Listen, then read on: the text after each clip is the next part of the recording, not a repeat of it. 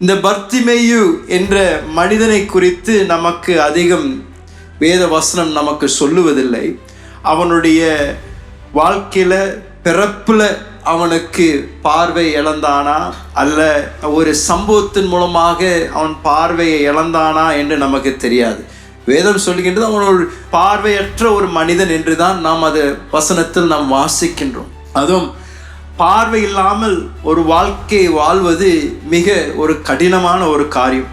அதுவும் அந்த நாட்களில், இயேசு வாழ்ந்த நாட்களில் பார்வை இல்லாமல் குருட்டாய் இருக்கின்ற ஜனங்களுடைய வாழ்க்கை மிக மோசமாக கட்டாயம் இருந்திருக்கும். ஏன்னா எங்கேயும் வேலைக்கு அவர்களை யாரும் எடுத்திருக்க மாட்டாங்க. அவர்கள் பிச்சை கேட்டுதான் அவர்களுடைய சொந்த சாப்பாட்டு மற்ற காரியங்களை அவர்கள் பார்த்து கொள்ள அவர்கள் பிரயாசப்பட்டிருக்கணும். மற்றவர்களுடைய உதவியை நாடிதான் அவருடைய வாழ்க்கையை அவர்கள் நடத்தியிருக்கணும். அப்படிப்பட்ட ஒரு மனிதன் தான் இந்த பர்த்திமேயு என்று இந்த குருடனாய் இருந்த ஒரு மனிதன்.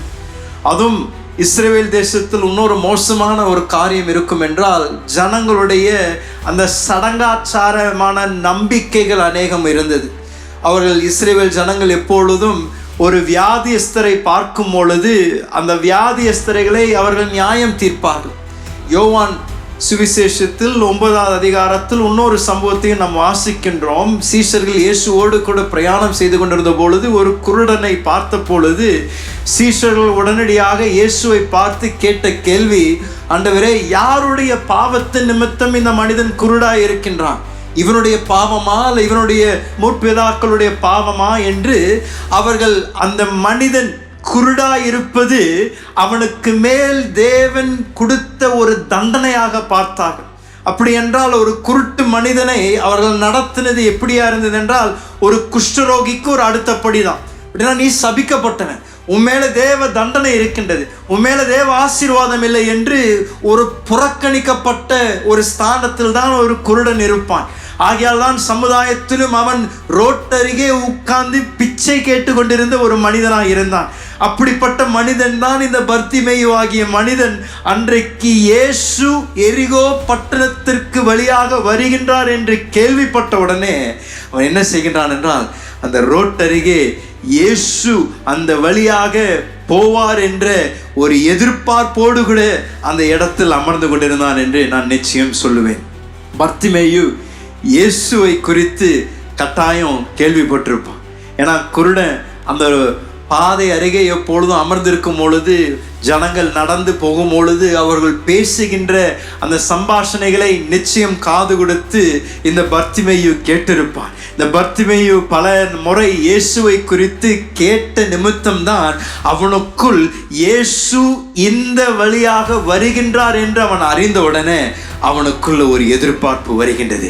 இன்றைக்கு எப்படியாவது இயேசு இந்த வழியாக ஒரு கடந்து செல்லும் பொழுது என்னுடைய வாழ்க்கைக்கு தேவையான அற்புதத்தை நான் கேட்டு பெற்றுக்கொள்வேன் என்று ஒரு எதிர்பார்ப்போடு கூட அந்த குருட்டு மனிதன் அந்த பாதையில் அமர்ந்து கொண்டிருந்தான். நான் இன்று காலையில் உங்களையும் பார்த்து சொல்கின்றேன், இந்த எதிர்பார்ப்பு என்பது தேவ பிள்ளைகளுக்குள்ளும் இருக்க வேண்டிய ஒரு மிக விசேஷமான ஒரு காரியம். ஏனென்றால் இந்த எதிர்பார்ப்பு இருக்கும் பொழுது தேவன் எதிர்பார்ப்புகளை சந்திக்கின்ற தேவனாய் இருக்கின்றார்.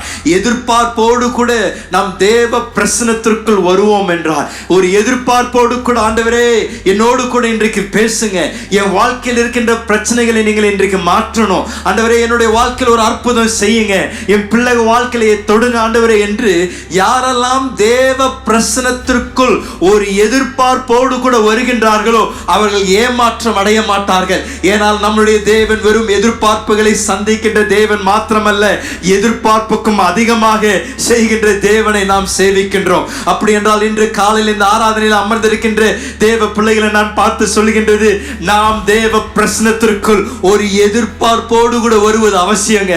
இன்று நீங்கள் அமர்ந்திருக்கும் பொழுதும் ஒரு எதிர்பார்ப்போடு கூட அமர்ந்து கொண்டிருங்க. இன்றைக்கு நான் தேவனை சந்திக்கின்ற காலை, தேவனுடைய வார்த்தையை பெற்றுக்கொள்கின்ற ஒரு காலை, தேவன் என்னுடைய வாழ்க்கையில இடைப்பட்டு இன்றைக்கு நான் வந்த வண்ணமாக திரும்பி செல்ல மாட்டேன்.